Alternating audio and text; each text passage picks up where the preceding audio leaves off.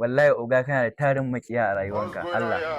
Hai, inna lillahi wa inna ilaihi raji'un. Gaskiya garin nan fa da ƙura fa. Ya Allah ka haɗa ni da wanda zai cuce sa yanzu yanzu.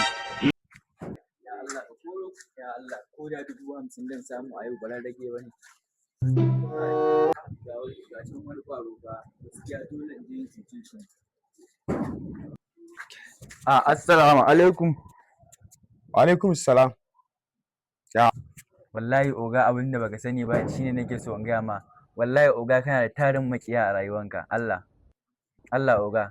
Yanzu dai oga in dai ba ka damu ba ka gane? In dai ba ka damu ba insha Allah ni jikan Alhaji Dr. Namiru mai magani in Allah ya ni dabdan ma maganin shi.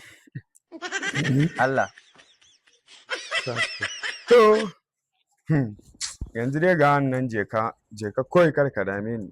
Haba oga kai ka riga da ka san damuwan mutum kuma wai ka tsaya ma wannan abu.